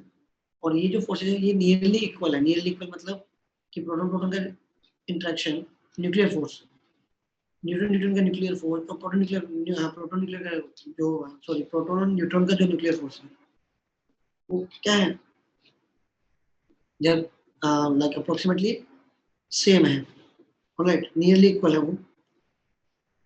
अब देखिए प्रॉब्लम कहाँ आती है कि जो न्यूक्लियर फोर्स होता है ना, उसकी रेंज बहुत कम होती है। मतलब पहली बात तो देखो न्यूक्लियर साइज बहुत छोटा है, उसकी रेंज इससे भी छोटी है, मतलब वो बहुत अपने इमीडिएटली आसपास वाले को ही पे ही फोर्स लगा सकते हैं। अगर मैं ज्यादा बड़ा साइज ले लूंगा तो प्रॉब्लम क्या होगी भाई, जो न्यूट्रॉन है वो अपने आसपास वाले न्यूट्रॉन में तो फोर्स लगाएगा, लेकिन जो उसके एकदम दूर है, उससे सबसे दूर है, जैसे जो उससे डायमेट्रिकली अपोजिट है, उस पर उसका जो इफेक्ट है वो क्या हो जाएगा?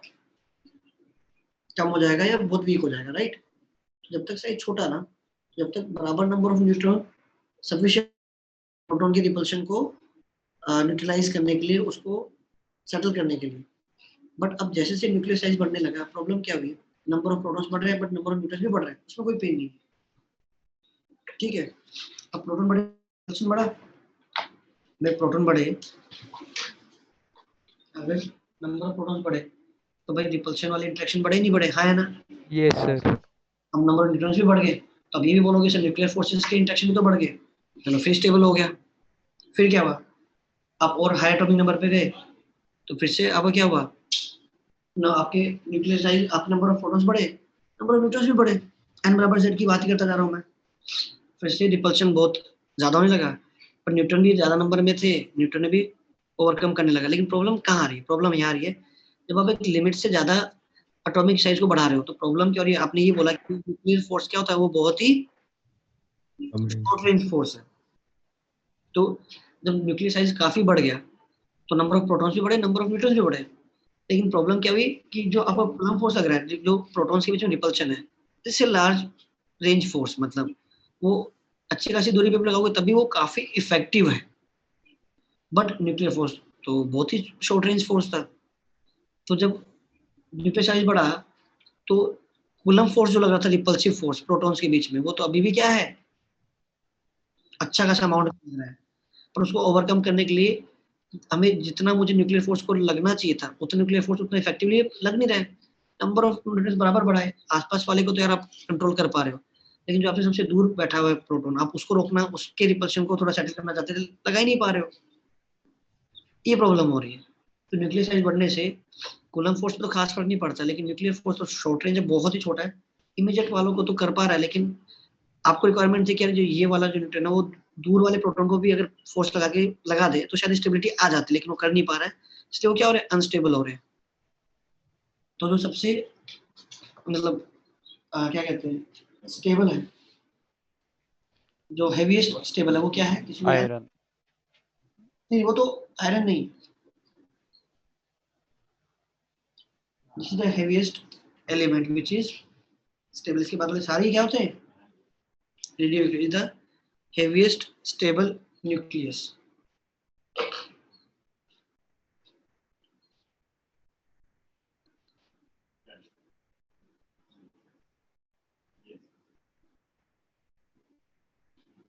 सर एक बात पूछ सकता हूँ? सर जो न्यूट्रॉन स्टार होता है उसमें भी यही काम होते हैं? ये कुछ और चीज है ना, देखो स्टार्स कुछ और है, ये क्या है, ये सर न्यूट्रॉन न्यूट्रॉन्स के थ्रू आप एनर्जी निकाल रहे हो, एनर्जी क्रिएट कर रहे हो। स्टार्स वो जो एनर्जी क्रिएट कर रहे हैं, यहाँ पर हम एनर्जी क्रिएशन की बात नहीं कर रहे, मैं कोई फिजन या फ्यूजन की बात थोड़ी कर रहा हूँ, मैं तो सिंपली इसकी बात कर रहा हूँ कि एलिमेंट है ना, neutron star is entirely different thing, जहाँ पर neutron is the source of energy, जिससे के थ्रू आप इतनी ह्यूज अमाउंट में एनर्जी क्रिएट कर रहे हो। यहाँ पर एनर्जी की बात नहीं हो रही, यहाँ पर सिंपली क्या बात हो रही है, स्टेबिलिटी की बात हो रही है। Okay sir. दोस्तों तो आपके लिए इम्पोर्टेंट क्या है, इस चैप्टर के लिए इम्पोर्टेंट होता है कि आप रेगुलरली एनसीईआरटी पढ़ो। अगर आज ही आप जाके ना इस पे एनसीईआरटी पढ़ोगे ना कि यार ये स्टेबिलिटी जब आप देखोगे, रेडियो एक्टिविटी जब आप खोलोगे, जब रेडियो एक्टिविटी वाला टॉपिक निकालोगे, उसमें सबसे पहले ये एक्सप्लेन किया हुआ है कि क्यों एटॉमिक नंबर बढ़ने के साथ साथ आपका स्टेबिलिटी में एक लिमिट के बाद क्या होता है, स्टेबिलिटी नहीं रख पाते। रीजन नहीं, प्रोटॉन बढ़ाया, न्यूट्रॉन भी आपने बढ़ाया। इनिशियली क्या था, साइज छोटा था तो बराबर नंबर ऑफ न्यूट्रॉन्स भी इफेक्टिव थे प्रोटॉन्स पे फोर्स लगाने के लिए, लेकिन जब एक लिमिट से ज्यादा जब आपने साइज बढ़ा दिया तो अब same number of neutrons capable नहीं रहे, क्योंकि वो अगर साइज छोटा होता ना वो फिर रोक पाते हैं, लेकिन साइज बढ़ाने की वजह से कूलम फोर्स तो अभी भी इफेक्टिवली लग रहा है, लेकिन न्यूक्लियर फोर्स एकदम आसपास वाले प्रोटॉन पे ही फोर्स लगा पा रहा है।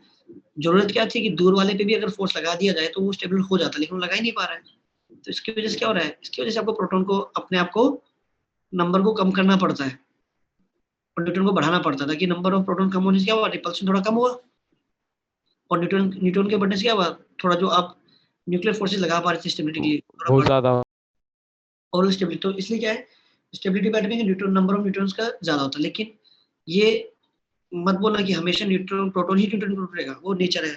प्रोटॉन न्यूट्रॉन में टूटा, कभी न्यूट्रॉन प्रोटॉन में टूटा, फिर प्रोटॉन वापस हो सकता है फर्दर न्यूट्रॉन प्रोटॉन में टूटता जाए, उसके बाद फिर प्रोटॉन न्यूट्रॉन में टूटे, तो एक पूरी प्रोसेस है यार, है ना। जो चीज जिस टाइम जो फिजिबल हो गई, जिसको थर्मोडायनामिकली जो जिस मोमेंट पे ज्यादा फेवरेबल हो गई, वो रिएक्शन हो जाती है। अब वो रिएक्शन होना इज द अल्टीमेट स्टेबिलिटी है, नहीं है, वो बात की बात हो सकता है स्टेबल ना हो, फर्दर टूटेगा, पास स्टेबल नहीं है फर्दर टूटेगा, तो इसलिए तो पूरी पूरी आपकी सीरीज बनी होती है रेडियो एक्टिविटी की। तो आपके लिए होमवर्क क्या रहेगा, एक तो आप चारों सीरीज का स्टार्टिंग और एंड एलिमेंट आप देखोगे, दूसरा क्या है इसी जो मैंने अभी एक्सप्लेन किया है, वो रेडियो आप ये चैप्टर खोलोगे तो उसमें पहले शायद मास डिफेक्ट एक्सप्लेन किया हो, बाद में रेडियो एक्टिविटी दिया हुआ है, और बाद में फिर आपको न्यूक्लियर रिएक्टर के बारे में दिया, न्यूक्लियर रिएक्टर कैसे बना होता है, वो फिजन कैसे होता है वो दिया। तो रेडियो एक्टिविटी बाद में आएगा, तो पहले आपको रेडियो एक्टिविटी वाला उठाना है टॉपिक, तो उसमें से फिर ये चीजें एक्सप्लेन की हुई है पॉइंट वाइज पॉइंट, वो देखना। ऑलराइट सर आपने सबसे पहले क्या बोला था कि क्या चीज, सर आपने क्या बोला था, फर्स्ट और लास्ट के एलिमेंट देखने, आपने क्या बोला? हाँ वो जो भी आपके चार नेचुरली अकरिंग जो भी रेडियो एक्टिव सीरीज है, उनका स्टार्टिंग एलिमेंट और उनका एंड एलिमेंट, वो आपको देखना है, उसको याद रखना है, ये अपने नोट्स में कहीं नोट डाउन भी कर लेना, ठीक है। Okay sir. आपको ये सब 4 ही मिलती है। तो लिखिए यहाँ पर, थोड़ा हम थ्योरी लिख लेते हैं। Elements with high atomic number are unstable, elements with high atomic number are unstable, elements with high atomic number are unstable and tend to become stable and tend to become stable by the emission of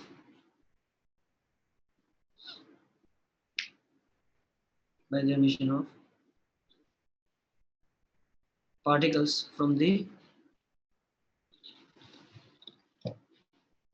tend to become stable by the emission of particles from their nuclei.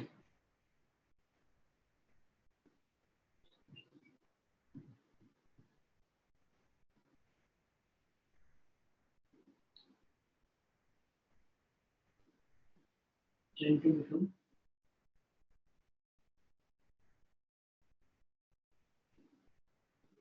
stable by the emission of particles from their nuclei.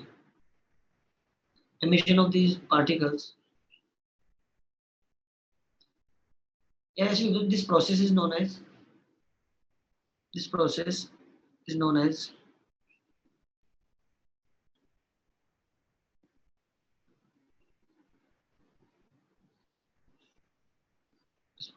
known as radioactivity.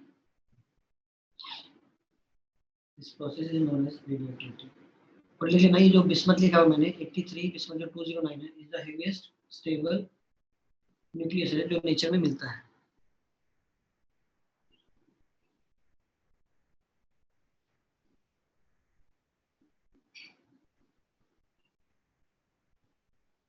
आगे लिख सकते हो, है ना, आगे डाल लो। all the elements lying in the stability band are stable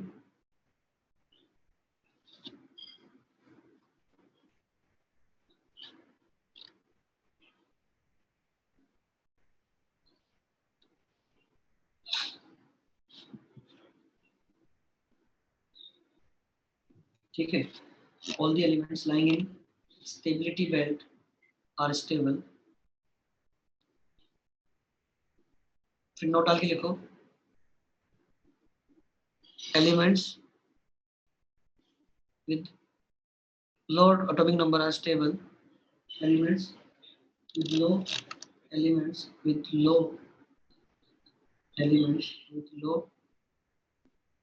atomic number are stable with n equals to z। Elements जिनका atomic number कम है, they are stable with n equals to z, whereas elements with high atomic number are stable with n greater than z, जिनका चलो stability band से आपको देखिए समझ में आ रहा है कि उनका n z से ज्यादा है।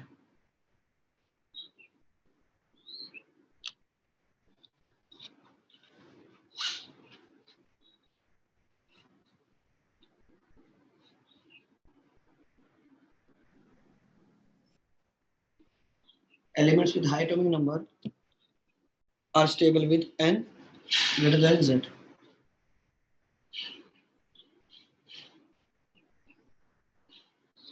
अच्छा, जब रेडियो एक्टिविटी हो रही है मतलब क्या हो रहा है, न्यूट्रॉन प्रोटॉन में कन्वर्ट हो रहा है या प्रोटॉन न्यूट्रॉन में कन्वर्ट हो रहा है, तो बेसिकली क्या है, एक नया एलिमेंट बनता है। और जब नया एलिमेंट बनता है तो बेसिकली क्या होगा, इसकी जो प्रॉपर्टी केमिकल प्रॉपर्टीज होंगी वो पहले वाले से अलग होंगी। तो लिख लीजिए, after radio activity chemical properties changes. After radio activity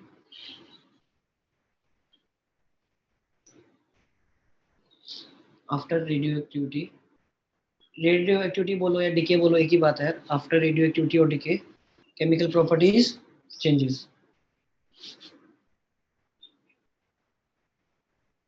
after radio activity chemical properties changes.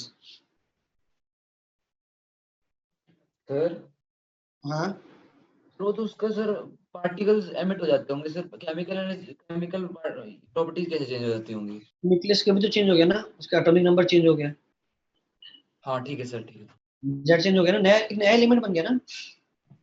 हाँ जी सर, समझ आ गया। अच्छा, रेडियो एक्टिविटी क्या है, प्रेशर या टेम्परेचर पर डिपेंड करती है? आप नो सर। प्रेशर बढ़ा दो क्या ज्यादा रेडियो एक्टिव हो जाएगा? नहीं, रेडियो एक्टिविटी है ना वो प्रेशर टेम्परेचर पर डिपेंडेंट नहीं होती है। Radio activity is independent of pressure and temperature. Alright, class पे आगे यहीं से कंटिन्यू करेंगे। इस वीक में आपका सिलेबस करता हूँ। सर एक जनरल बात बता सकते हो? पूछो पूछो। सर ये जो रेडियम है, रेडियो एक्टिव होता है सर, ये कैंसर में कैसे काम आते हैं? काम आते हैं या फिर मतलब ट्रीटमेंट इस सर इससे ट्रीटमेंट कैसे? में काम आता है, इनऑर्गेनिक की बुक में लिखा है। अरे ट्रीटमेंट में यार देखो, मेरे को ऐसा लगता नहीं कि वो सेल्स को इम्प्रूव करता होगा, बट ये आइडेंटिफाई करने के लिए जरूर काम आता है। मतलब आइडेंटिफाई करने के लिए काम आ सकता है ना कि रेडियम को आप थोड़ा सा क्या करो, आ, आपके जो भी ब्लड है उस ब्लड में इसको क्या करते हैं, थोड़ा सा इसको डिजोल्व करके आपके ब्लड में छोड़ देते हैं। अब ये डिके करता रहता है टाइम के साथ साथ, तो इससे आपके पास वो ब्लड पे जा रहा है तो ब्लड के अलग अलग सेल्स पे पहुंच रहा है। अब जो डेड सेल्स हैं या जो लिविंग सेल्स है उसकी वजह से इनकी ये कितना ये एक्टिव है या फिर कहाँ कहाँ पहुंच पाया, कहाँ कहाँ नहीं पहुंच पाया, तो वहां से आप आइडेंटिफाई कर सकते हो कि पर्टिकुलरली कितनी आपकी जो सेल्स है वो डैमेज्ड है या डैमेज नहीं, या फिर आपको आपके ब्लड का वॉल्यूम क्या है, आपके ब्लड का वॉल्यूम निकालने की बहुत फर्क पड़ जाता है। ब्लड का सर वॉल्यूम मैंने क्या? चेक हाँ सर मैंने चेक किया हुआ था, उसमें दिखा था कि रेडियो वेव्स कुछ छोड़ते हैं, वो कुछ होता है, और उससे कैंसर का जो मतलब होता है ना, गांठ बोलते हैं जिसको, वो रिफ्लेक्ट को बैक कर जाती है। पर लेकिन सर फिर वो बॉडी को नुकसान नहीं करती सर वो रेडियो वेव? बहुत ही कम अमाउंट में ब्लड में साथ में भेजते हैं, क्योंकि ब्लड में साथ में डिजोल्व करके भेजा जाता है। अब ब्लड जहाँ जहाँ पहुंचेगा वहाँ ये एलिमेंट पहुंचेगा और उसकी उस टाइम के बाद इसकी एक्टिविटी को मेजर करते हैं। तो एक तो उससे एक्टिविटी से आप मेजर करके आपको ब्लड का वॉल्यूम भी बता सकते हो। दूसरा ये भी है कि जहाँ भी आपके डेड सेल्स है या लिविंग सेल्स है वहां से उनका बिहेवियर में क्या चेंज है, मतलब उनका चेंज है, मतलब वो जैसे आप बोल रहे हो कि ये कुछ रिफ्लेक्शन हो रहा है, कुछ चीजें जहाँ भी आपके पास कैंसर होगा वहां से ये कुछ उस पार्ट से वो कुछ रेडिएशन को रिफ्लेक्ट करेगा, जिससे आप आइडेंटिफाई कर सकते हो। लेकिन वो जो अमाउंट क्या है, बहुत ही कम है। जो जैसे अब जैसे तो आपकी घड़ी में भी होता है ना यार, बहुत सारे आपकी जो भी रिस्ट वॉचेज होती हैं, जो वॉचेज उनमें जो नंबर से होते हैं उनमें रेडियम नहीं लगा होता जो रात को चमकता है। Yes. हाँ, तो वो इतना कम अमाउंट है कि भैया क्या है, भाई आपको नुकसान कब होता है, जब आप क्या हो जो रेडियो एक्टिव के आप क्या करो, एक लॉन्ग टाइम उसके एक्सपोजर में रहोगे तब आपके लिए हार्मफुल है। लेकिन वो अमाउंट इतना कम है कि वो मतलब आपकी बॉडी के लिए हार्मफुल है ही नहीं। प्रोलॉन्ग एक्सपोजर जो होता है वो क्या कहते हैं, वो नुकसानदायक होता है। आप या तो प्रोलॉन्ग बोल दो या फिर कम टाइम के लिए आप बहुत स्ट्रॉन्ग रेडिएशन में चले जाओ, मतलब एक ही बात है। सर हाँ सर जो आपने कहा एक्सक्यूज कि मी सर, हाँ सर जो आपने अभी कहा कि ब्लड वॉल्यूम से पता चल जाता है, तो सर वो एक्टिविटी डिपेंड करती है कि कितनी ब्लड वॉल्यूम है उसमें? हाँ, अब बताते हो ना कि आप क्या करते हो, ब्लड में आपने इंजेक्ट कर दिया, फिर आप ब्लड में क्या करते हो, थोड़ा सा ना एक वॉल्यूम ले लेते हो। आपको पता है आपने जब कोई मटेरियल भेजा था, ठीक है ना, वो आपने बोला कि मैंने यार 10 ग्राम मटेरियल भेजा, मतलब फॉर एन एग्जांपल उसकी एक्टिविटी ये थी। फिर क्या करते हो आप, फिर ब्लड में कुछ वापस ही कुछ टाइम के बाद 2 घंटे बाद 3 घंटे बाद उसका सैंपल ले लेते हो ब्लड का यार। उस ब्लड के सैंपल में फिर आप उसकी एक्टिविटी चेक करते हो, फिर आप बताते हो कि अच्छा इसकी इतनी एक्टिविटी है, इस सैंपल में इस ब्लड की इतनी एक्टिविटी है। फिर आप देते हो कि अच्छा इतनी एक्टिविटी है तो मैंने इतना भेजा था और इतने सैंपल में इतनी एक्टिविटी आ रही है, तो वहां से वो यूनिटी मेथड लगाते हो कि एक्चुअल एक्टिविटी ये थी और इतने टाइम के बाद इतनी एक्टिविटी हो जानी चाहिए थी इसकी, और अब मैं जो सैंपल है उसमें इतनी एक्टिविटी है, तो उस यूनिटी मेथड लगा के देखते हो कि भैया इतने सैंपल में इतनी एक्टिविटी है और एक्चुअल में कितनी एक्टिविटी होनी चाहिए थी इस टाइम के बाद। फिर उस फैक्टर से उसको मल्टीप्लाई डिवाइड करके देख लेते हो कि भैया इतना अमाउंट ये फैल गया होगा पूरे ब्लड में, तभी इतने से अमाउंट में इतनी एक्टिविटी आ रही है। Okay sir, thank you. Process निकालते हैं कितना फैल गया होगा, इसलिए पूरी की एक्टिविटी इतनी होनी चाहिए थी, इतने सैंपल कितनी है, तो मेरे पास टोटल वॉल्यूम ब्लड का इतना होना चाहिए। कि अगर मैं सारे ब्लड को ओके इकट्ठा सर। तो मैं सारे रेडियो एक्टिव एलिमेंट को इकट्ठा कर लूंगा, तो सारी की एक्टिविटी इतनी बन जानी चाहिए थी, इस टाइप से। ठीक है, एक्सक्यूज मी सर, बोलो।